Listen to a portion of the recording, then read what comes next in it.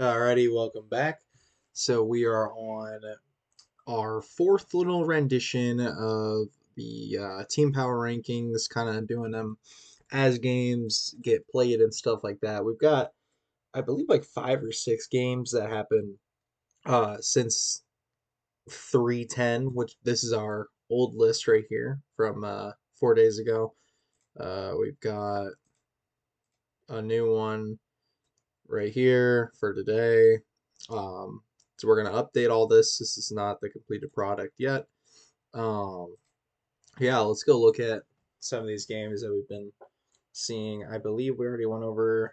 We ended off Coach's Tyranny and TPO. Let's go and look at the last week 2 game. I believe that there is a few more. I think these are slightly delayed though for bye weeks, so most of the week 2's already been played. We've got a lot of the week 3 also already played. So let's go look at the week 2 real quick. So this is East versus West. This is a series with rivals and Colorado Kid Killers of teams that are pretty familiar with each other. Kid Killers have been uh, around for all 3 of the seasons. Obviously, year 1 they were keg killers. Last year they were under DP Hellfire, and now they're back to keg killers again. And rivals, this is their second time being around in the league as well. 2 teams that played each other last season too, had a best of 3 also last season. So relatively evener teams with a lot of comedic personalities on each side. So yeah, let's look at. I presume this is game 1. We have rivals on the top, and then CKK on the bottom here. Okay, so obviously I don't have any draft rules up, and it looks like we used a sub mid laner, Razors for Life. I have uh, heard of him before. I believe he played on like Contingent or something. Same with like Rocky. They were pretty good over there on a team that they had. Uh, I could also be thinking of another team, but anyways, Razors. Last time I thought he was a pretty good player. So yeah, let's get into this. There's no draft rules for this. Uh, so we're banning Elise, Ivern, and Jinx. Sure. I still am not a fan of Elise picks. I know it is one of PP So Small's better picks is the Elise, but I don't know how effective it would be in comp play. We've seen a couple bans from it now, but we haven't seen anyone actually play it. So I think it's a little bit of a wasted ban. I think it's one of those things where you need to actually see it in a match to really uh, respect it and do a ban. Like for right now, I think it's a wasted ban. Ivern, a little bit more understandable, but obviously, I honestly think that's a little bit of a wasted ban as well. PB so small. There's definitely other better picks that he has been playing over the last 3 seasons that you have plenty of information to go look back and see. And one of those champions is Brand, Brand Jungle. And it looks like he had a field day on this pick. 26 out of the 34 KP, 9, 5, 17. Yeah. Um, Brand team fight monster and all. I would way rather see an Elise and Ivern over a Brand. That's just me. Um, yeah. And then he also plays like a Morgana jungle. There's a few other picks that he likes as well, like Nocturne and things. So I'm a bit shocked that we picked borderline 2 of his not as viable comp picks. So that's interesting. So bands not really sure on. Besides the Jinx, I think the Jinx is pretty solid to take out there. And on the other side, we have Sauce getting banned now, and then Garen. I believe JFK is pretty good on that Garen pick, so if you don't really have anything to like play into it, which I don't think Dubs really does. I think like the last time I kind of saw Dubs was a big like Darius set, uh Olaf type of player. So yeah, not the greatest matchups into Garen. Obviously Darius does decently, but it's still losable, for sure. So didn't feel comfortable doing that, so I get it. And then yeah, Lulu is pretty good in the comp, and I know Sauce is a big Zyra player, so it's not bad. I don't hate it for those bands. Actually, pretty good from Kid Killers this time around. I did have a lot of question marks for their week one drafts. uh, then we go Nivea and Vex. Cool, great, awesome. Both champs are pretty annoying. Akshan and Mordekaiser. Akshan's a bit questionable. One of the, like I said, it's more of the one of those picks that I would rather see it like prove it that you can actually play this in a comp setting and do really well on it, and then show it respect from the band. But it ended up working out for me. One game one. Excuse me, I'm a little tired. All right, so and then Mordekaiser, JFK, presumably plays quite well into, but it's kind of weird that we picked Darius after all that because Darius actually does decently into Mordekaiser and Garen. So it's a bit of a, I don't know, just throwing help at, I guess, the player skill gap potentially because JFK has been pretty solid to start the season. So yeah, um, the comp that we have here, MF Nautilus pretty decent, MF Amumu amazing, and then we have some follow up damage with the Mel. I like the comp that Rivals put together here. Um, Especially like the four people that they have. So from jungle to support, they all make sense. They all go pretty well together. To frontline, got a lot of that. They had it's a lot of burst combo, and they really do need to set up MFR to really be able to win fights, which can be difficult at times. Because if MFR gets, you know, is a bad one or just she gets caught out, the composition really doesn't function. And then you have JFK who can split on sides and be a nightmare. Um, I'm not really I'm not really familiar with Darius and Urgot matchup. I don't know who really wins that. Looks like both top laners did really well in this game. I would say Darius probably has a little bit of a advantage here, but I don't know. Hmm. Victor and Demel, kind of toxic both ways. Looks like it did pretty well. And then yeah, the brand power farming into the Amumu, not great. Also get picking up the Milio is pretty solid because it makes Amumu R not as viable if they can cleanse their whole team through Amumu R. I kind of like that. There's really nothing else to cleanse here though, but they are all burst, so the shields and the healing from Milio at the same time is also really valuable. So yeah, that bot lane was mostly utility lane, and they did really well around that. They let the mid through top kind of carry this one out. So overall, really solid draft from both teams. Um, I didn't hate it. You could potentially make a petition for maybe some more frontline, um, either out of the support or jungle from CKK, but obviously they won this game pretty handedly. Um, Kind of interesting that they did because there's not a ton of disengage, but yeah, well played by them.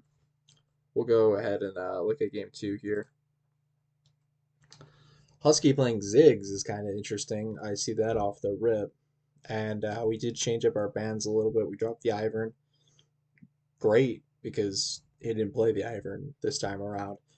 So we have Brand, Jinx, Elise. Okay, yeah, sure. And then we run back the same bands from CKK,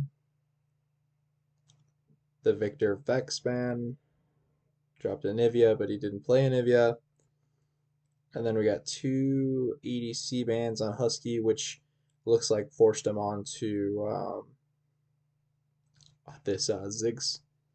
It's a lot of AP I'm looking at here on the side of rivals here because Yon does a lot of like mixed damage. He does quite a bit of AD and some magic damage, and then he also has some true damage in there as well. So he's kind of like a mixed bag of everything, because Yon's perfectly balanced in every way possible, right? Since release. But yeah, they had a lot more success in this one. I think Keg Killers got a little bit overzealous after what I would say is a pretty convincing game one win. They kind of dug themselves into a hole here in the second draft by going with the Darius jungle, which, by the way, is not performing well in a comp. This is like the third Darius I've seen run it down in these videos. 14 or 4, 13, and 4 for PP so small. I don't see this being a valuable competitive pick. Yeah, and it got punished pretty hard here. You can tell it just did not have a good day at all. It looks like they didn't really get any prio in mid or top either. And then bot lane they probably got pushed into. So it's kind of one of those positions where rivals drafted three winning lanes and then they have Diana. So as long as Diana's not just getting face rolled in the jungle and kind of just pathing away from the Darius, and you're pointing out Darius ganks and things like that, like they kind of just win. You get to a point where Darius has to snowball early in the game, same as he would have to topside to really be relevant.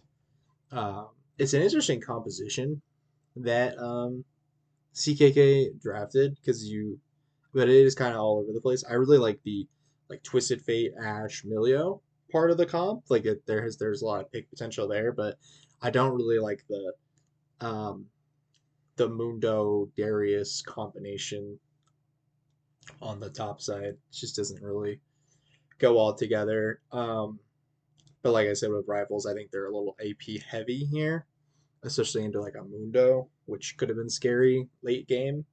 But it looks like he just never really got to that point.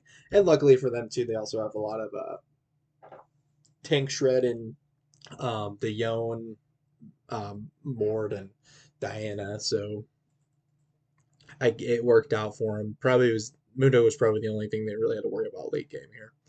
Um, 39 minutes to close this game out. It's a little concerning, obviously, because this looked like should could have been a game that got closed out way sooner, but macro mistakes probably were the difference. So, but nonetheless, good week two or game two win from rivals.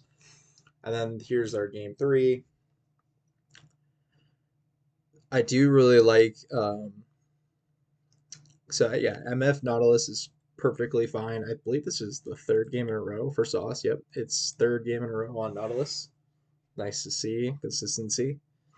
And this time it did really well because like they got away from this Milio Ash bot lane that they had in the first two games that was doing really well into Nautilus in both those games by the looks of it.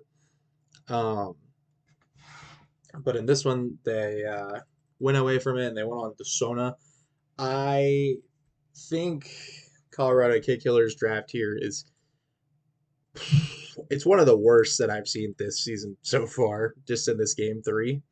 Um, it's a this looks like a for fun draft a little bit, and we got a lot better of a draft on the other side here. So we'll go over rivals first. But so yeah, rivals they put MF and the Vigard together, which is great. There's also setup with the Nautilus, so great.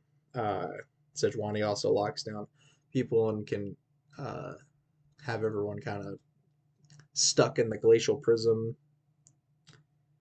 Uh, that's pretty good. And then you can, yeah, JFK can just do and play whatever he wants on the side because he's they kind of play like a four strong one top.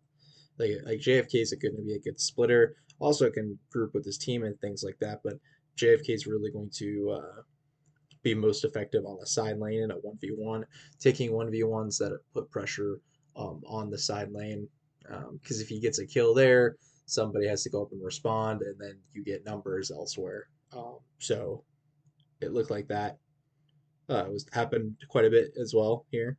So another solid performance from JFK and the whole crew. But yeah, this draft I like it.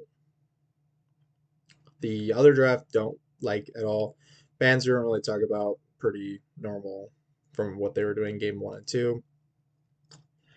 Uh, yeah, we have got no TP here, and this is all talking about the Morgana jungle coming out, which I do like, especially if you're gonna play it into like Sedge. I think that's actually a decent matchup because you can out clear the Sedge, and you got a little bit of tank shredding there and a lot of CC and utility.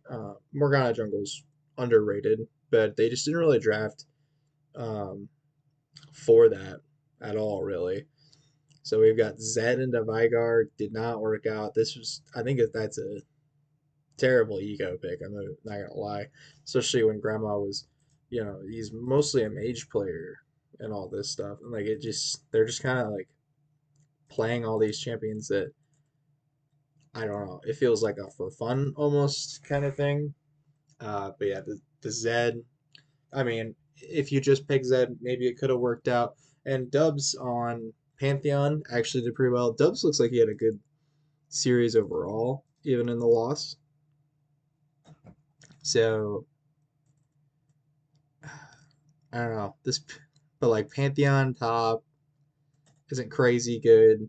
And then we just went super, super different bot lane with Zeri, Sona. Sona is one of the worst supports in the game in lane, and then you drafted it into a Nautilus and then a very good lane champ in the MF. It just doesn't really make sense. And Zeri's also a big scaler.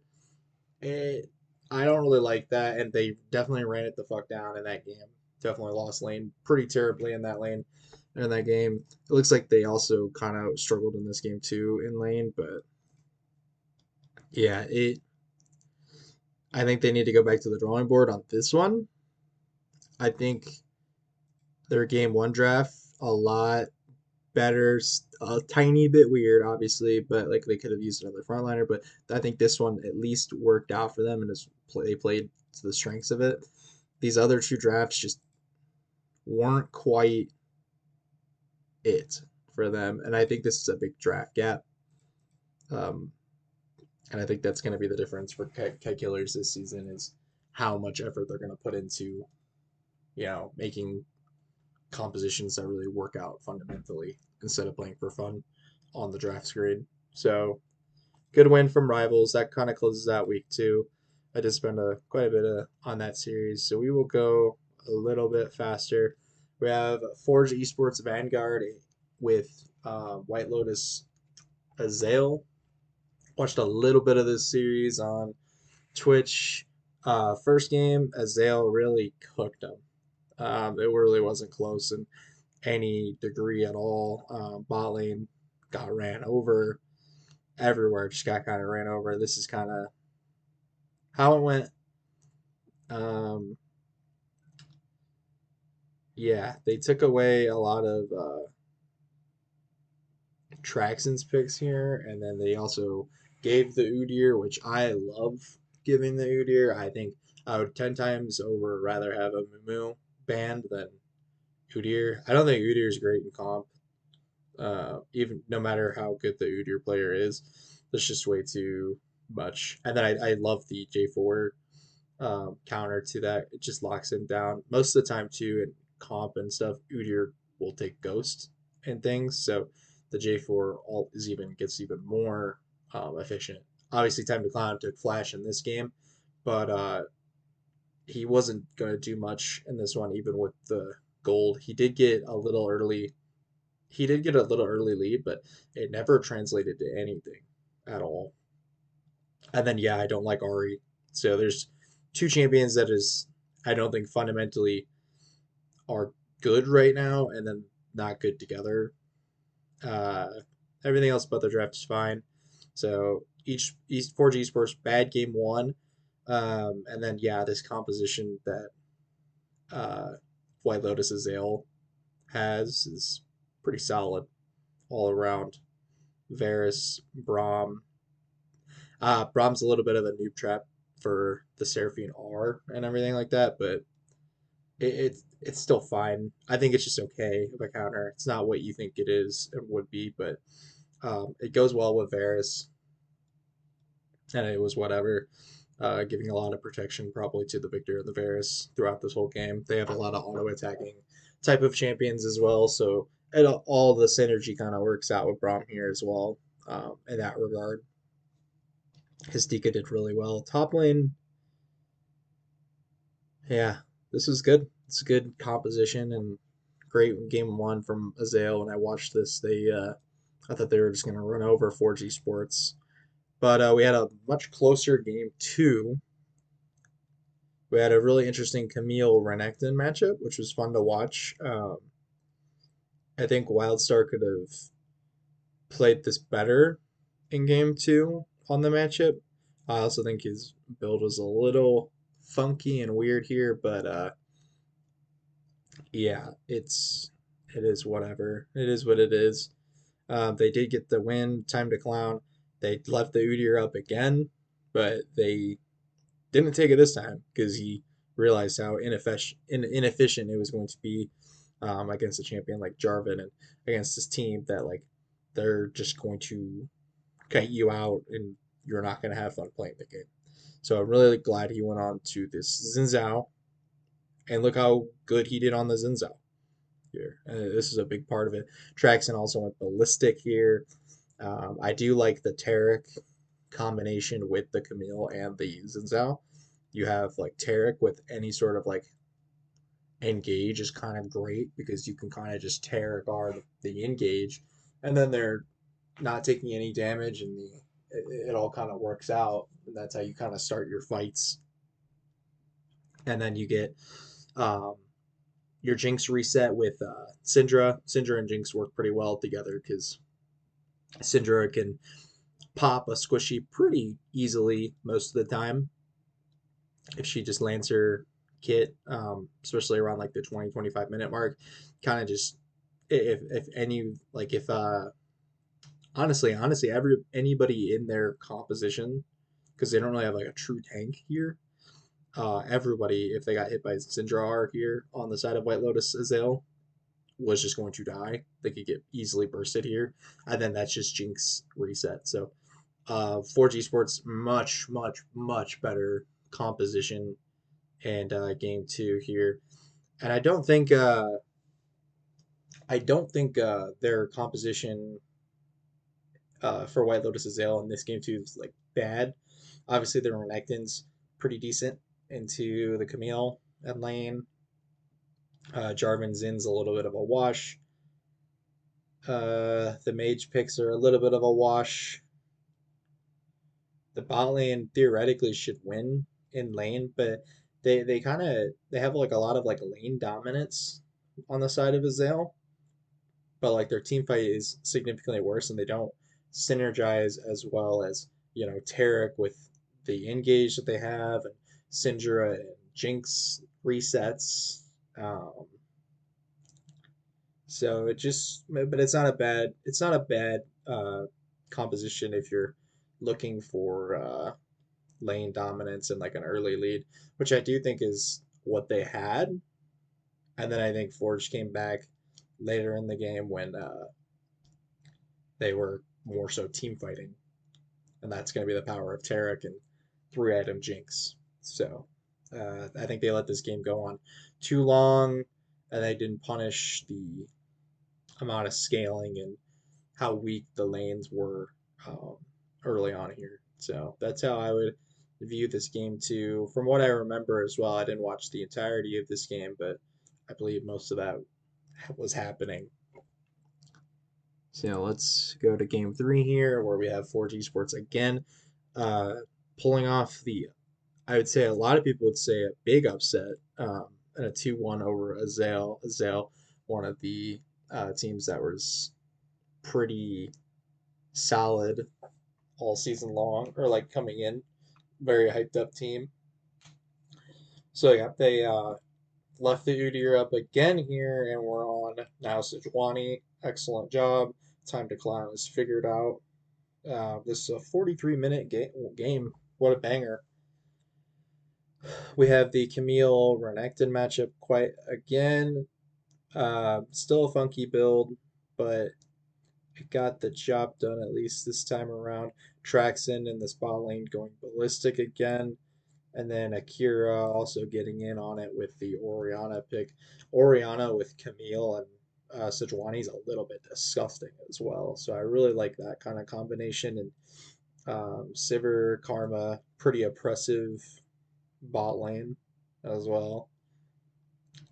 Uh, on the side of Azale, though, again, we still have a really good composition for resets, though, because Renekton and Syndra both work really well to try to get a reset for a Viego to take a body, take a soul, and really change a team fight. So I really like how their top side is, and then their bot side could kind of be whatever from there. So I actually think this is a really good draft from Azale. It like makes a lot of sense altogether. So well done from both teams here.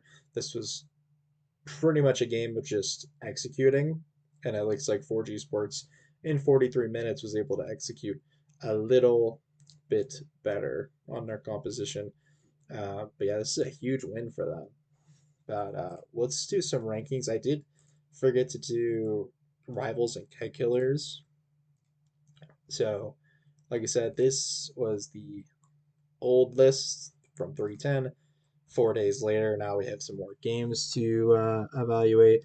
Um, so we will go with rivals. We're gonna move rivals up, and I would put them. I think I'm gonna put them here. There's gonna be a few changes here at the top, though. I think I would. I think CKK is still pretty good, so I will put them like at the top of playoff bubble, and like could be into the good tier. But like their drafting is just horrid, so they need to fix that. And I know they're like a group of friends, so they're not gonna maybe not gonna fix it or gonna know how to fix it, or they that just this might be for fun, but it yeah it's just not a good draft. It's not a good uh environment for a comp in my opinion. So I'm gonna put them down a little bit more. And then we had Azale and Fev. So I think Fev they've actually like this is their I want to say this is their second series they've played so far or third. How have they done this season? Because where are they at here? God damn it. Okay, yeah, 2-1 against Keg Killers. A winnable series that it was. I think they just kind of were caught off guard by just how abnormal Keg Killers does play at times. But this was a 2-1 here. Not bad. Not a bad loss if you're like it's the best kind of loss, I should say. Uh, let's see here.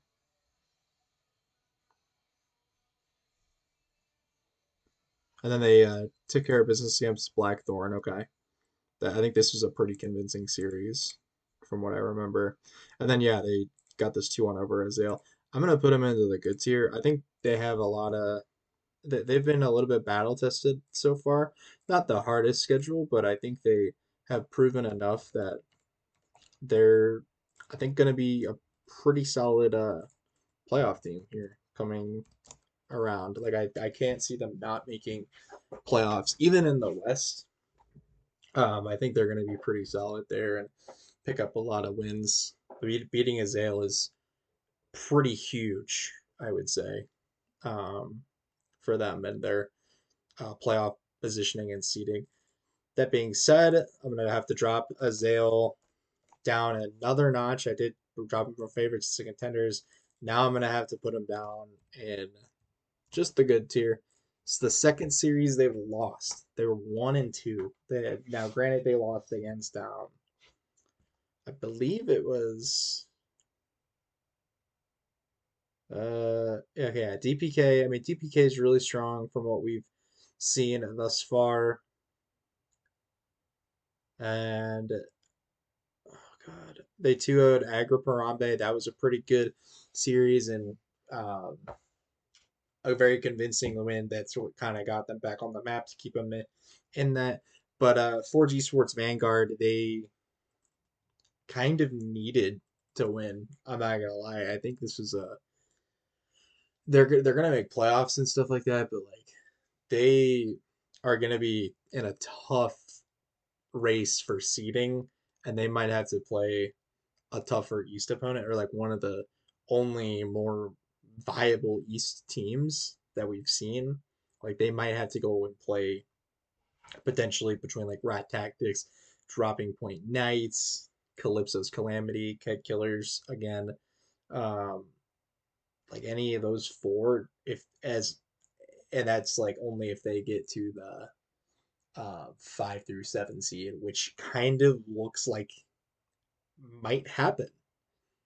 They're sitting down here at 10, and a lot of these teams are looking really strong. Like they're not going to really lose a ton of games. And I think the West is going to have a lot of back and forth. Like people are going to be losing against one team and then not losing against another, or winning against one team while this other team.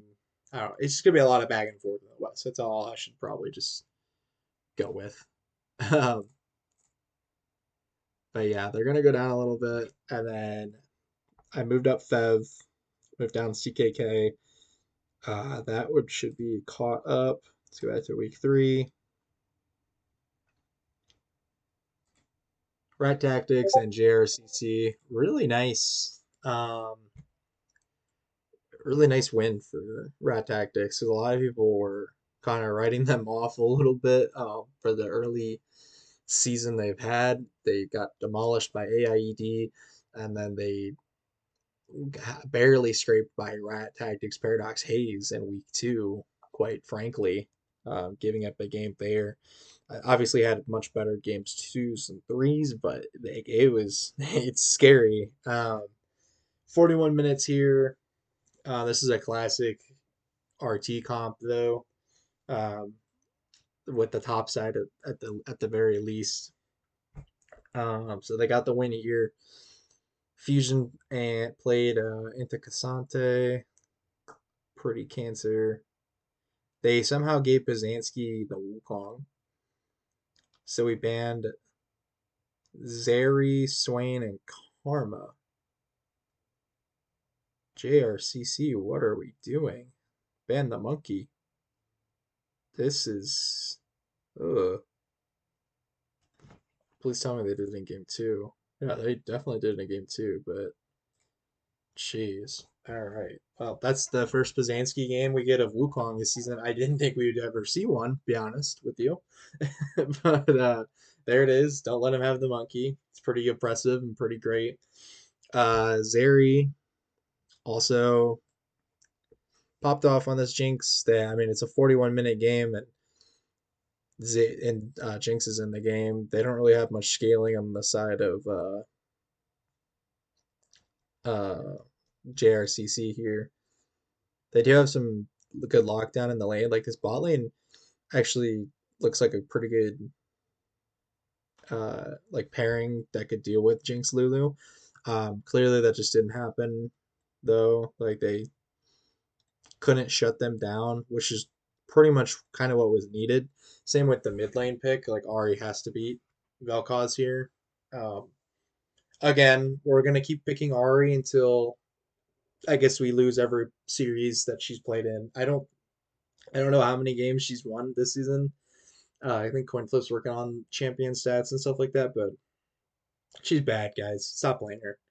This is terrible. Like she does no damage. She doesn't do much in the team fight. She's a charm bot. It's bad. Uh, it's a it's an opinion I've had.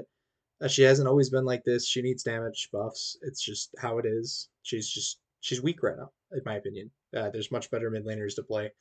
Not saying Vel'Koz is a better mid laner, but at least he does the damage, and at least it's on comfort for Zelmak. Extreme level of comfort. So yeah, Zelmak did really well in that lane. Wasn't getting bullied. Was doing the bullying. K Dash looks like he had a nice game on the Lilia. Um, Pretty much was the only reason this probably was around 42 minutes. But yeah, they just get hard outscaled. Their team fight's not as good. It's an easy rat tactics win it when it goes that long. So JRCC kind of needs to work on getting ahead in the laning phase. If they want to play stuff like this, they have to work on laning really well, turning the laning into leads through objectives and close out games around the 30-minute mark, not the 42-minute mark, or even faster than the 30 mark. But they can't let this game go this long or make mistakes in lane or lose lane when you lock in this kind of stuff. Because you should have, you honestly have three, maybe you should be winning lanes, at least in the top and bottom. You could make an argument that um, mid lane for both are maybe could be even skill matchup. And then the jungle matchup is completely uh, what's the word? It's completely fine for both. Like they just are gonna farm and they're gonna have their team set up a lot of their ganks. Both have a lot of impact with a lot of gold, and they both can show up to objectives and have a lot of meaningful impact with their R's. So, I just so I don't really like what JRCC drafted. Obviously, it doesn't make sense. Like they're going for winning lanes. Not and then you have some pick potential, obviously, with the Lilia all the way down. Like it's a nice little pick comp. It does make sense together. It's just harder to pull off than other things. And IBSG hasn't really been known for closing out games particularly fast. So scaling does a little bit better down here for the most part. It does look like RT had a nice plan for them, though. They did take out a lot of the wombo combo type tools that JRCC likes to use. Well, a lot of them. Like a ticket on Mumu and Ori. Camille was just a ban for fusion, and then you take out Aurora and MF. That's a lot of the team fight just gone for them. So pretty nice. I think is a nice ban phase for RT. But they did adapt and try this style out. It just didn't work out for them. So we go to game two here. We do ban the monkey this time, and we let the karma through. I think it's a great choice. Now, when you let this karma through, though, what I think is a bad choice is picking Renata, because then you're getting a little bit bullied in the support matchup. Obviously, this bot lane kind of is it's pretty equal, like between like Sivir and Jinx. They both just sit there and kind of farm for the most part. The Renata versus Karma matchup, not great for Renata just because of the poke and everything. Like, just Karma does way more in that role. And plus, they're not really committing much to that dive.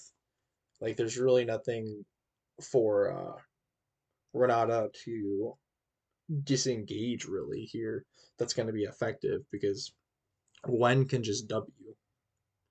And then Cassante also can go unstoppable. So I don't think it's a great pick. The Renata, I don't know when it was picked at because I don't have the draft rule, but I don't really like the Renata here for a couple of those reasons. The J4 Shen, sure. I do think that Fusion needs to find a way to be able to carry through top, or they have to really rely on Buckby or Karma to step up and carry these games fully. It does seem like Buckby and Karma, at least to start the season, have been a little bit lagging behind, and they need another form of a carry. Because if Fusion is going to play, Alawi and Shen, we've seen him on Ornn before. Like he can't do it all. He's playing top lane. There are some decent top laners that he's playing against. Like he played against Nosgos last week, who was the second team All Pro top from last season, and now he played against Coinflip, who was the number one. So maybe it's just a rough stretch, and that could be the thing, but yeah. Overall, I think this second game draft's kind of just trash. I don't think it does anything. It's a lot more scaling, but like it's kind of all the eggs are in the basket of the Sivir at the end of the day. Just Sivir getting like four items and kind of running you over, but at the same time, the other team also has the same win con plus some, and they're harder to get through. Like getting through basically Tank Swain, Drain Tank Swain with Ghost and fucking surviving Gwen and Cassante dive and still having the Jinx and the Karma in the back. Like, I don't see how they win fights. Like, I think it's just a series of draft diff almost. Um, yeah. Well, this game too, like I said, they could win off this first game if they pressed a lead early in the game. Just doesn't look like they picked up the lead early in the game or enough of it to really close out the game. But yeah, they need to figure it out a little bit better. RT, I mean it's not like this their comp that they have is like crazy, but they all have a high impact with each other. And they all play like it's comfort for almost every one of them as well. Like these are four of their most played champions. So RT is kind of a hard team to draft draft against and prepare for and everything like that. But uh, I at the end of the day, I don't even know if it's worth banning Zeri or the support when there's just so much that the top side of the map does and mid lane. So I think you just really have to pick and choose and commit to a play style that just can edge them. So you either commit to like a massive wombo in multiple different ways and forms and not get easily banned out like this. Like RT kind of looked like they knew what they wanted there. They're like this team fight's pitiful to what could have been. Yeah, in both games. So I don't know. Rough series for JRCC. They will bounce back though. I do believe. Yeah. JRCC is gonna probably have to drop it down into the good tier. They are looking like they need a new or they need another person who can carry the game because Fusion's getting bullied as of the last 2 weeks and hasn't looked good when the lights have shined brightest for this team. So yeah, and I will just keep RT right where they are, taking care of business. I think for them this was a really much needed win and a lot of confidence. So they definitely get to keep their ranking here. I don't think I can rank them above anyone else at this current time without seeing um, more consistency and more impressive wins like this. So, Coachless Tyranny and Oversoul Oasis. So, Coachless Tyranny pretty much dumpstered them in both games. I was very surprised. I thought this game would actually be, or this series would be series of the week. Oversoul Oasis and Coachless Tyranny. I think Oversoul Oasis had some IRL stuff going on, and their top laner and their ADC are now subs. So that like these are sub players that they had played last night, and it was bad. Like they just you could tell, and like from this they're just not practiced together. I don't know what's up with the bands. I think there is draft rules. Okay, we can look at draft rules. This would be nice. All right.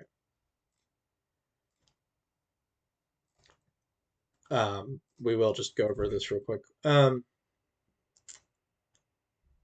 Ori Jarvan combo not at least getting a kill is kind of concerning. Uh, yeah. Okay. They were into Syndra and Zen. I mean, whatever. Let's look how that how that happened here. Okay. So OVS banning a lot of their team fight and everything. Raining Wolves has been pretty good on the Urgot. Makes sense. All these picks also make sense. The Volibear, I believe, was a flex. The Asol is a mid lane special. And then Seraphine, obviously a very good, strong champion. So OVS went through the Thresh first. Kind of early to pick Thresh, if I'm being honest. I don't know if that's the best B1 pick you could have had. And I don't think it's really contested either. I don't think Romeo really plays Thresh either, unless you're really worried about it. But yeah, they was easily countered with Braum Ash here. And then we did something a little even more interesting. Like Braum Ash is like one of those amazing little cheese lanes where you can get so much done and run over the lane. Like Ash Braum can the perma slows and stuns and all that shit that they have and CC. They are kind of a nightmare to deal with, and Braum also decent into Smolder. So I don't really know what this Smolder pick is quite either. So OVS right now off the rip, I think is getting a bit draft gapped at the moment. Um, we do lock in the J4, which is pretty good. I'm surprised we got the Oriana afterwards, to be honest. So yeah, we have Zinzao as the response. It's a decent counter. Definitely um, worth its weight in gold. Rocky played it well, it looked like in the game one as well. Pair that up with Syndra. Syndra's pretty good into J4 and Smolder. She can prevent J4 from jumping in if done correctly. And then obviously you can one shot Smolder. She's also a decent blind pick. Good pick there. We respond with Oriana. Pretty standard that matchup. And it's not that bad anymore for Oriana because Syndra is more of a scaling champion now than rather than a lane bully per se. But it's kind of just a washed lane. And then it also goes really well with the Jarvan. So really good combination of champions right there. The comp the comp has a little bit more direction now. You're still really hard losing bot, and then now you have to blind pick your top laner, which we went with Darius blind, a bit aggressive, and I don't think it is good either because Ash Braum will kite the shit out of you for forever, and then Syndra knocks you back. Zinzao also has a knockback, and it's also blinding Darius. You hit a Malphite. This is a bad OVS draft overall. I'm not a fan. So, but this is another really good draft from Coach's Tyranny. I don't think they've missed on the draft. I don't think I've hated anything that they've done. I could maybe say that this Malzahar pick should have been an Oriana pick or a ban. I think that would have made a little bit more sense for them. But outside of that, like little nitpicky thing, like they've put together a lot of good comps all season long so far. Like they're coached really well, they're prepared really well. OBS was not, but that's kind of expected when you have the two subs running in. So we'll have to see how that changes throughout the season with OBS. Like if they can get better as the five that they have right now, or if their original starters will come back and play at some point. Who knows? But OVS doesn't look like the team that we kind of thought they would be, and like we're kind of excited for. if things don't change. Yeah, that was game one. Game two, a little bit closer by the looks of it. Um, wow, bot lane did well. Okay. Moving on. So let's go into the draft a little bit here. So Coachless Tyranny goes with the MF off the rip. They take out their same bands, mostly the same bands on the side of OVS as well, except I think they let through MF. Yeah, they let through MF this time, which Coach's Tyranny able to grab. They respond with Syndra Ezreal. Uh, I'm not quite convinced that's the move at all, unless we're just really trying to take the Syndra away from. I bet they were trying to take the Syndra away from Mang Hao because Mang Hao had a really good Syndra game, obviously beforehand, so they were just trying to get it off. And then I think Nyx probably plays it. So if it's contested, potentially. Ezreal into MF, not my favorite um solution. Ezreal can get out of a lot of what MF likes to do, but at the same time, we can also just lock in Braum here instead of Coach's Tyranny doing it. Like if this was just Syndra Braum or you know Ezreal Braum at the worst, I like that. I think that's a simple um, thing we could do, but instead we kind of drafted for safety instead when we could just really cancel out what this MF was. Because like when you see an MF come out like this, you know what they're doing. They're doing some sort of kind of wombo, especially in comp play. So you want to be, and if you have Braum up, you need to pick Braum to punish that. It's too easy of a it's too easy to of a punish for MF. You put up your shield and her R is becomes substantially worse. And then they don't have enough, you know, firepower to really kill you guys if that is played properly in a team fight. So the fact that this Braum went back over to Culture's Tyranny, and then they get to also, which Braum is also decent into Ezreal, might I add. So not only did we not take Braum, we picked something that was also again susceptible to Braum. Um, yeah, okay. Then we get a counter Yasuo into Syndra is a bit interesting. It's a bit aggressive um, for early, but it looked like it did pretty well. Yeah, it did really well. And also Windwall does fuck with Ezreal. So I mean, it already just looks like a really terrible Ezreal game. Because like at most you're picking this champion because you can E out of whatever shithole setup that got hit with that you're in the MFR. Oh, now you can just jump out.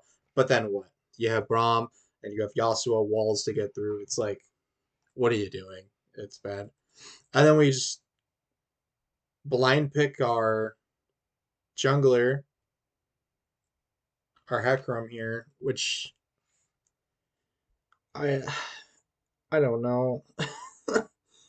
I it hurts. I hope it's just because they have subs and they just didn't really know how to draft here, but this draft really hurts my fucking head. I'm not gonna lie, OVS. Oh my god.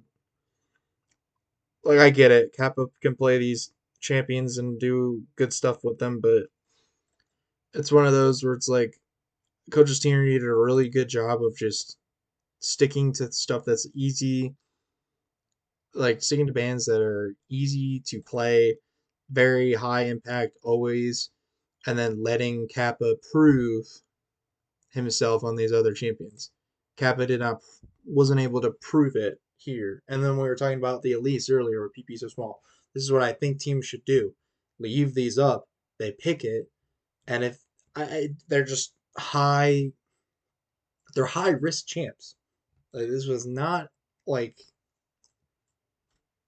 it's not a good pick for a comp right now. And it, like, quite frankly, a lot of the time, you can't play Hecarim in the gold elo either. People just aren't good enough at him. He's not an easy to pilot champion.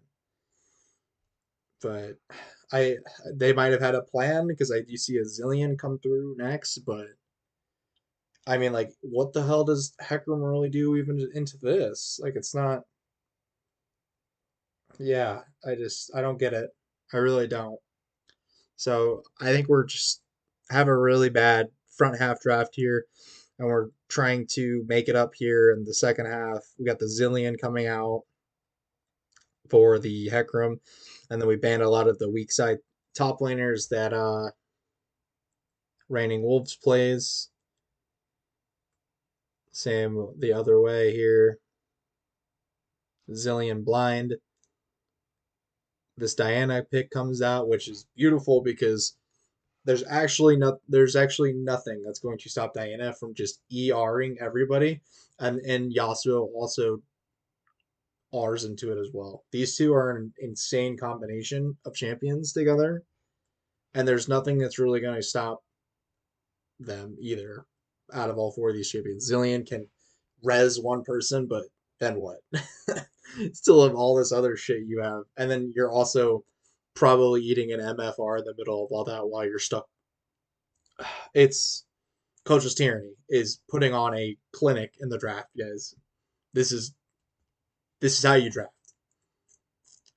They do it every game. You really got to watch how this team drafts. It's one of my favorite teams to see draft. Like, this is crazy to watch. Shen blind, perfect, fine. Helps the Yasuo, helps the Diana when they engage. You can just R on top of them, make sure they survive, join the fight in that regard. This is fine, and it's also a good blind. And then we went with something which I think is pretty soft. We went Galio top. Galio can R onto Hecarim when Hecarim engages, but the problem is you're probably never going to engage because Yasuo and Diana are going to be on your backline the entire time, making sure Zillion, Syndra, and Ezreal can't play the game. And Hecarim alone isn't going to get the job done anywhere. Even if you just kill MF, who cares? As long as you get these two ults off, and it's done. Fight's over. Uh, but yeah, I think the Shen could have been punished more here as well. Galio's kind of just handshaking this top, like it's giving Shen basically a free lane to work in with because you're losing team fights really badly right now. Like, it's to the point of you're not going to be able to recover your team fight. You might have like a decent skirmish here and there, but your team fight's pretty terrible comparatively to this. I think you just lock in your best split pusher here and go 4-1. See if you can try to win the game through the side lane because, like, you're not winning in a 5v5. And they tried to see if Galio would be the difference maker. Newsflash, he's not. Um, 41 and a half minute game, 35-minute game. So the only thing that Coach's Tyranny is kind of doing, I think they're having a little bit of trouble executing at times. They get these leads and stuff like that, and they do all this, but they're dragging these games out way too long. They they need to learn how to close out a game a little bit quicker, in my opinion. But outside of that, they've been drafting great. They look pretty decent. Otherwise, yeah, it just like R5 Galio, cool. Like, why can't we just like I don't know. I hate everything about this game 2 draft. It's awful. Not gonna lie. Yeah, we'll see how OVS performs later on, but or I guess I call them OSO, but OVS is probably how they want to go with, so we'll just change that. Oh, so Coachless Tyranny.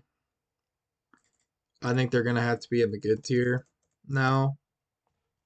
These drafts are way too strong, and regardless of, like, they have maybe individual player weaknesses, but as a group of five and whoever's drafting for them, they're in the like they're in a favorites tier just from drafting. perspective alone. So yeah, and then OVS, they're gonna stay. I don't even know. I think I have to. I don't. With the emergence of a couple other teams in the West, so I am gonna put them in playoff bubble because they actually could be in a playoff bubble position at some point here. Let's see. Yeah, they will be. They're like so right now. If the playoffs started today, they wouldn't be in, right? So, like to me, right? 4G Sports, Rivals, all of these teams look a little bit better, and then you could even make an argument for Rejects and Paradox, Hayes and Azale. Um, OVS, if they draft like that, and I wasn't really a fan of. I was a little bit more of a fan last week. I think it like made sense. They had a great week one, but like that, like I don't know what you're doing in draft, and I hope it was just the backups being in, and they can kind of get back to that, but not good week two. And this is kind of a flop, even though you're going up against a really tough coaches tyranny team. It you needed to perform better here, and it's not looking good. Something needs to change because that can't be the new norm. You're not going to beat many teams if you're going to draft like this and do that. So yeah, good on them. But yeah, I have to put them. I will put them at the top of playoff bubble here, but because it is just fixing your draft, and you could probably be a very good team in this league, but like you were thought of before. But right now, you got to fix it. We're gonna go to JRGC and Rat Tactics Paradox Haze 2-1. Very surprisingly, this was a 2-1. Obviously, I play on this team. Wasn't happy about this loss in that first game. Um, we got a few things we wanted, but there was also definitely some bad things that happened. This is a 45-minute loss, so I guess it could have been worse. We could have been gotten ran over and felt a little bit more unmotivated. This was game one. I believe we got draft capped a bit here in this game, pretty easily. I think it was very hard to play into Alawi and Anivia in these team fights. This Anivia was crazy. Jinx got some kills and skirmishes and a bunch of kills that probably shouldn't have happened. That also made this game extremely hard, and she was full build. And yeah, but we did have a nice little combination of Wukong and the Ori, but I felt like we needed another sort of tool that Ori Ball could be used with and or another go button.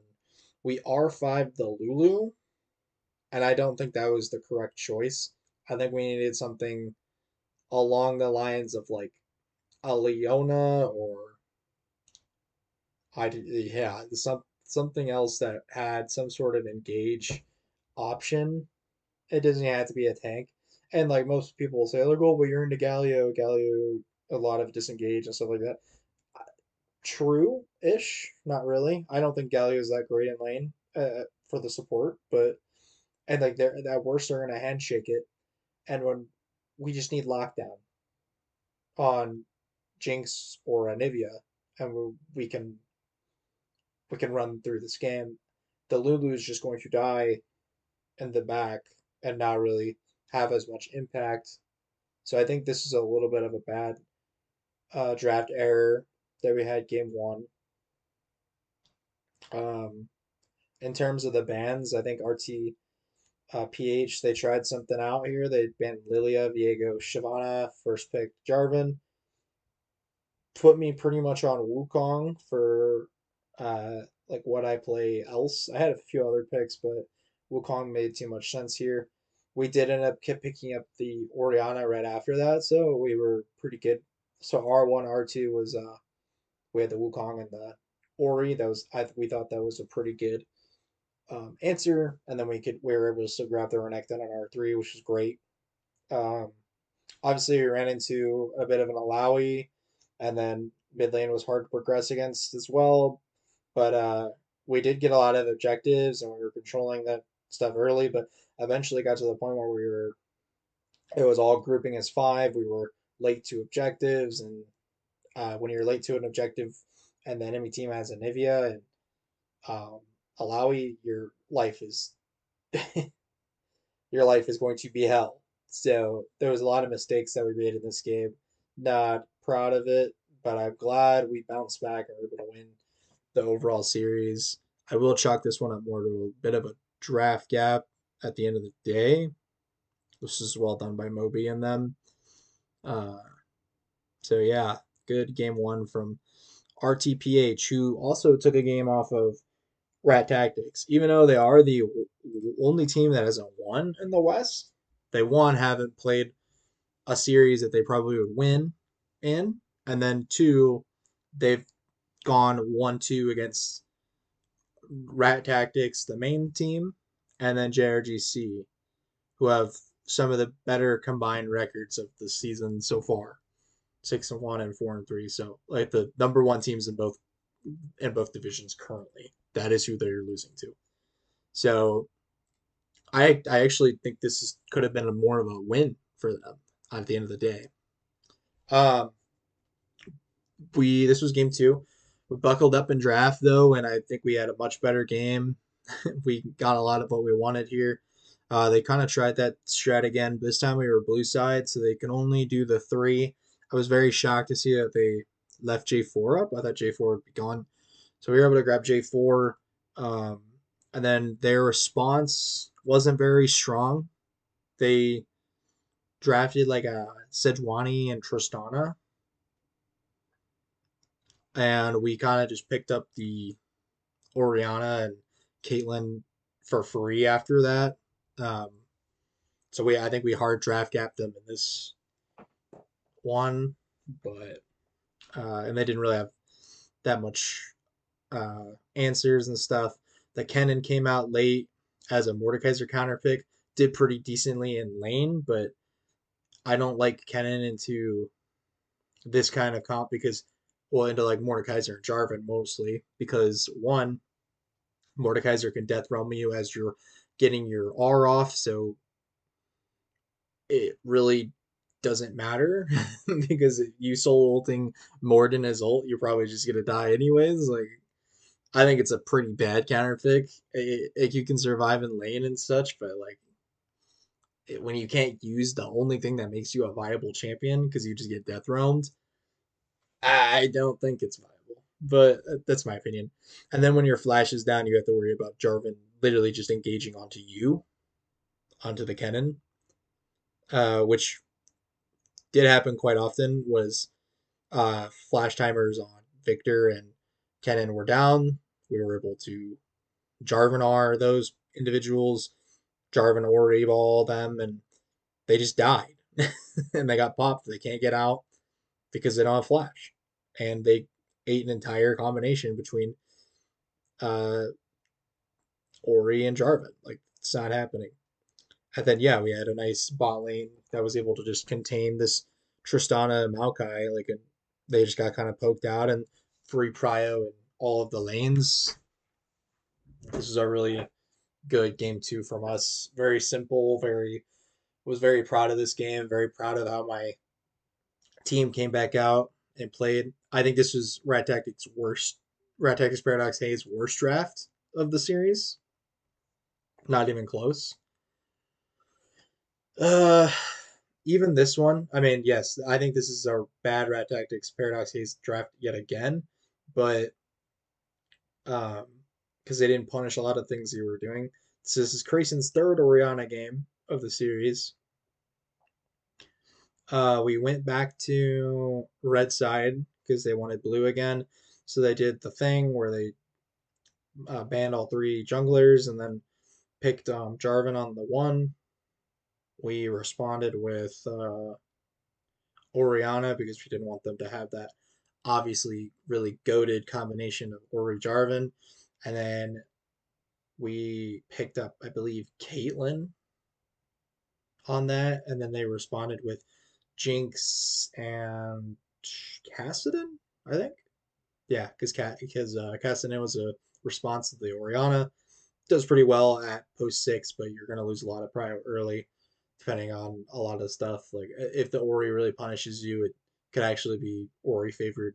Caston is a bit hit or miss in comp, in my opinion. Not my favorite champion to play for and stuff.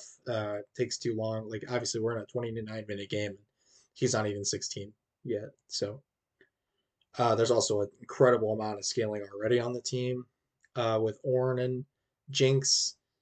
So, and they, for the amount of scaling that they had on this whole team, they were fighting a lot because Jarvan and Poppy want to get a lot of things done early, but the rest, not quite. But they did fight a lot pretty early, and I think that was kind of a lot of the downfall of this series. They didn't really play to their win con, and they were too greedy with their win con. There's too much scaling going on here when we have three winning lanes into that, and we were able to close out these games before anything meaningful of their scaling came out. So, uh, yeah, we did hit a nice dirty Diana Oriana R combination uh, later on in this one, and the bot lane did really well. Nas was in a bit of a pinch for what champion he could really play in this one, even though because we didn't really want to obviously play Renekton and a Horn to counter matchup. So he had got on that Garen, which was interesting to see and was effective on the side lane and kept Ornn away from everything. And we just kept running our shit. So I was very proud of these other two drafts, and I felt like they were pretty perfect. Definitely something to look at if your RTPH is your the difference between your game one and your game two and three drafts, and then not being able to really adapt to what we were doing in the moment. So yeah, but nonetheless, a really good effort from RTPH, uh, and it's not enough for me to like put them out of playoff bubble because they are just inherently going to be a playoff bubble team because of being in the West and being like a middling team here. Like inherently, that's just how it's going to happen. But they're not going to go down from this. I actually think they're pretty good right here. They could potentially go over like KR and TDP. And I mean, honestly, I'd probably put them like here, and then TDP I'd put in front of them as actually. But so I think I would do something more like this from left to right of like exact rankings. Um, and then I think for JRGC, we're looking at 6-1 right now. We've looked pretty good in a lot of our games. Haven't played the greatest of people quite yet. Um, like there hasn't been like a ton of great challenges that we've had. Like we beat Merc Gulag, obviously, who was very good, hyped up team to start the season. But Merc Gulag is sitting at 0-4 still. So how much does that win actually mean at the end of the day? We don't really know. Jolly Roger's Colossus Calamity was a very solid win though for us. But again, 2-4. Um, the East is inherently worse right now. The stats do not lie. And then RTPH. So I'm cautious to put us up in the favorites because we haven't really been able to prove ourselves. And unfortunately, we really won't be able to prove ourselves uh, all that much in week four against Korean rejects because it's a lot. Like even if we just 2-0 Korean rejects, we're kind of in the same position as the last 3 weeks. Like, oh, Korean rejects isn't a top team, or I mean, they could honestly be. Like if maybe if Korean rejects is 2-1 this week, like let's see who they play. They play TDP. Okay, like if they beat TDP, then like yeah, this would be a very nice win for us. I'm not sure if they can beat TDP, but we will have to kind of see. But it seems like we have more to lose in this game than anything. We do get a nice matchup against Azale in week 5, though, which could be a tipping point. And then Elegy. So there, yeah. For right now, I'm gonna put it in. I'm just gonna keep in contenders because I think there's gonna be a little bit of a gap, and that is formulating. I would like to see AID play again against other teams to really see it because I think JRCC, RT, Coaches Tierney, DPK, Azale are all pretty close together uh, towards this contender tier, and then AIED is just kind of like above everything right now, which maybe isn't maybe isn't the case if we just see them play again, but they've kind of pushed back their week 2 and 3 games quite heavily, and well, I think they had a bye week. They had a bye week here, but yeah, they pushed back Paradox Haze, and I think they pushed back. Uh,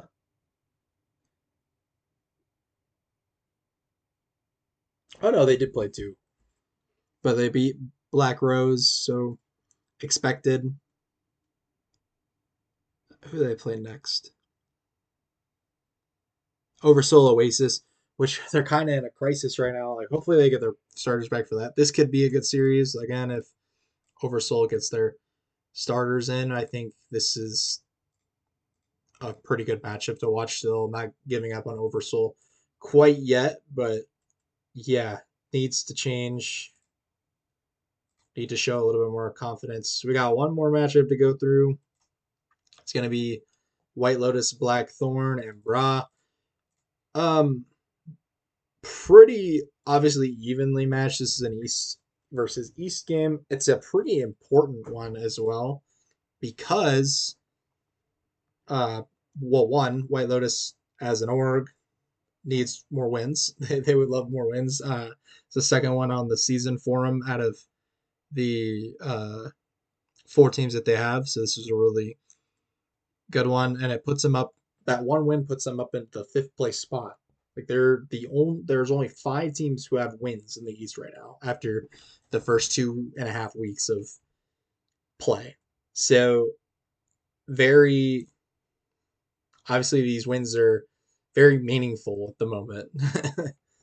uh, we do have the draft lulls, so that's good to look at. But yeah, it looks like they kind of just dumpstered Bra, and unfortunately, that's not a new thing that Bra has been going through, but it is nice to see Blackthorn here. I think because they made see what their roster completely is right now. So Tomorrow and Cheesecake and Havoc survived that little purge that they had. Looks like Bra went with their original starting lineup as well. So this is nice to see.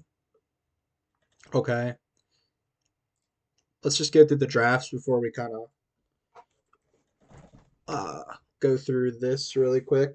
What is that pick for Bra? Uh, Looks like Nautilus. So this is Nautilus right here. So White Lotus Blackthorn, because Bra has their jungler is their strongest player. They went after the Viego and the Briar, banning the Lulu. Solid 3 bans right here.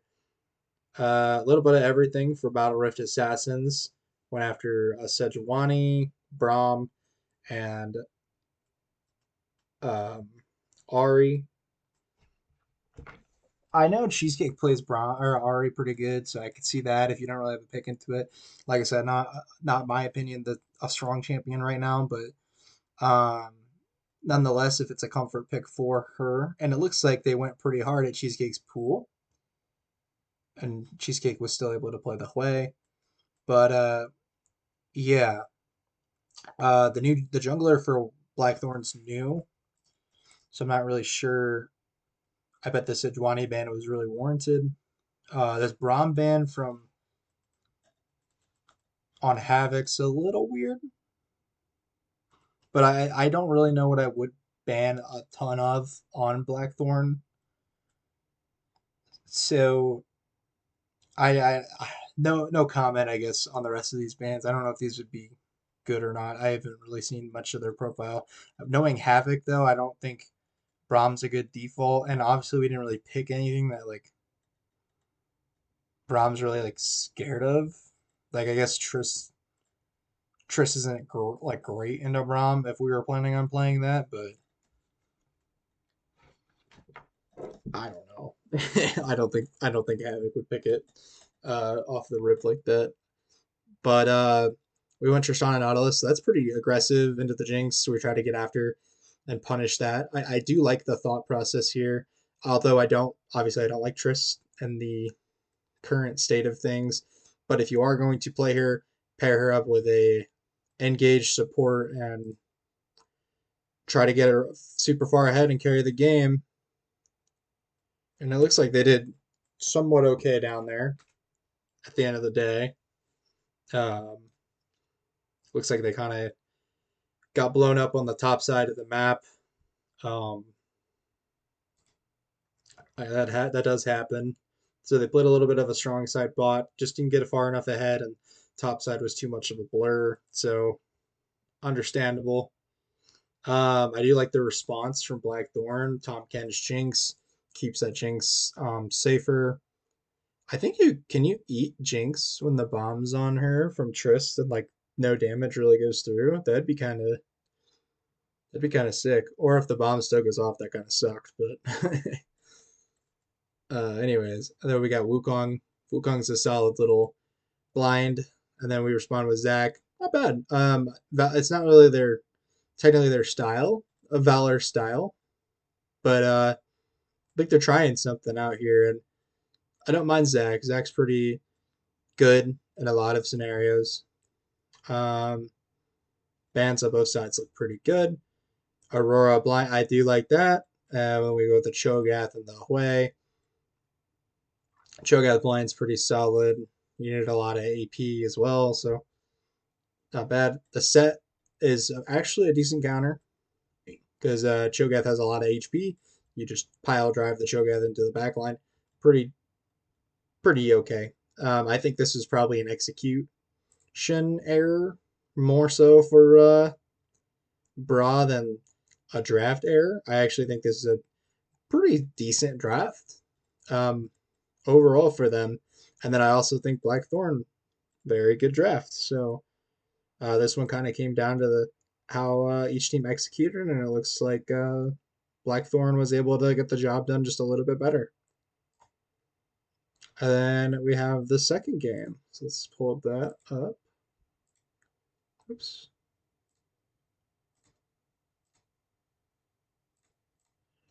All right. So I guess we'll look. Olaf didn't do great. The Vi didn't do great. Bot lane, they ran it back a little bit with the Tristana. It looks like they had a little bit of life there. Mid went out not great. So yeah, this is a Nautilus again. What is it? It's a Nami. So they missed their support pick twice. Okay. Uh, anyways, so it's Jinx versus Tristana and Nami. Blackthorn went back on the blue side. They kept this red side. They didn't want to switch. Interesting choice. I guess if you're really going to use the R5, which, uh, eh, that is, they used it okay in both games. Like these are winning matchups. They just weren't able to win the lane and be dominant with it. Because if you are sending your R5 on the top side of the map, you would think that's more of your, stronger side. But like they were able to, like putting this all in perspective, they were able to get a counter pick on Jinx. They were able to get counter pick on Victor, and they were able to get counter pick on Ornn. But mid lane and top lane didn't go great, and then bot lane, I think at best you could say was more of a draw from what it looks like, because Jinx and Braum did pretty well as well. Uh, so they did run. Havoc did run the Braum back, so maybe that, like I said in the game one, that maybe that was a good ban on their end here. They went with the Kench this time around. So both those picks probably decent in interest. I assume you just can't get the burst down with the bomb, and that matters quite a bit. If you throw the bomb on Braum, that is, and or Braum. Braum does a lot of weird shit. Just we'll just leave it at that. Not the greatest into like Nami though, which is obviously this pick right here because it's kind of just a free scaling. Not really what I would have paired with Trist. So Nami's a bit weird here. I think this should be like something more aggressive. Um, but obviously, yeah, I mean, Braum does still counter that at the end of the day. At least you have Nami. It's not bad. Nami can do it, but it always is nice to have like the lockdown and stuff and the engage for the Triss because theoretically you just want to jump in on them. So at the end of the day, I think like Tristana, like a Tristana lane, and kind of more depends on when you have counter pick. Like you would only really want to do it if you have counter, not necessarily blind. And that would be support counter pick because ADC doesn't matter. Support runs the lane most of the time. Uh, then we have a blind victor, comfort champion, go Galio here. It's fine. So I mean, solid comp both teams going heavily at the junglers. We get Valor on the Vi, so it's like something a little bit does can do like more than obviously Zach, like more damage and more options and stuff, but it's still at the end of the day like some utility instead of. I think they're trying to find like a co carry that can go with their jungler because their jungler is getting hit really hard on a lot of his pool. So they're trying to figure out a way to get someone else involved heavily to help carry the game. So yeah, Vi, we go Nocturne Ornn, pretty solid. A lot of auto attacking base, like a Braum gets a lot of value here. We respond with Olaf. I think Vi Galio is pretty interesting of a combination because they do follow up each other pretty well. And if the Jinx can jump in as well. Nami's a bit of a Nami's a little bit of a like overall in the team fights and stuff. She's good in lane, but like in this lane or in this game, she's good in lane, but like team fight wise, she's in a bit of a weird spot. And then Olaf should be able to is actually a good pick here because you can kind of just run through everything, all the CC because they do have a lot of CC on the side of Blackthorn. It just didn't seem like they did that well though. So looked like a lot of laning mistakes, and they just couldn't get ahead on the pick that really needed to get ahead on this. Like you have R5 twice, and we combined it for 3 and 15 through the first two games. Can't really happen. I'm not gonna lie. Yeah, a bit of a. I think the top side of the map got pretty diffed. I think their bot lanes are pretty equal though, so that was interesting to see from Bra and Blackthorn. Nonetheless, congratulations to Blackthorn on the win. I believe that's all we have. That's playoffs from last season. Uh,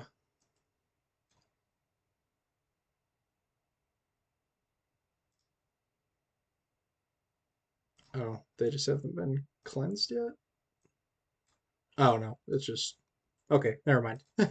Okay, that is it for the day. I did do all the roster changes. We um, have had some banter problems, so please go and read those rules when you get back in there. Hopefully you guys like this little content update. I'm going to do like a player rankings and like maybe put something like make another kind of video for like at the end of week 4, maybe at the end of week 3 if we can get um a lot of these games played. Obviously, okay, I'm gonna keep Bra and Blackthorn down here. Where is Blackthorn? I think it's just WLB. Yeah, I'm gonna keep them two down there. They played each other, so It's a lot of unknown or not feeling it as well still. Like I would rather see them beat another team that's ranked above them to kind of shove them up into the mix up here. But like nonetheless, good good win. But yeah, read the rules of banter. Try to have like player content and stuff like that soon. I'm not sure when.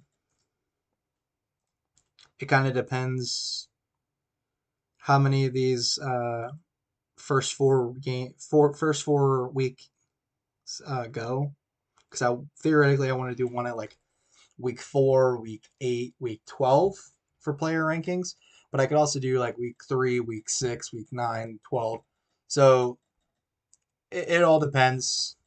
We might have enough games in a few days, depending on when these matchups are played and some of the ones that we have. But we have some teams that are pushing back to their bye weeks and or the end of the season, so it's a bit hard because I haven't seen every team play all too much, so it's kind of hard to rank. Like DPK only has one game, TPO, White Lotus Wisteria, Elegy, so a lot of unknowns before I would want to rank players necessarily. So keep an eye out.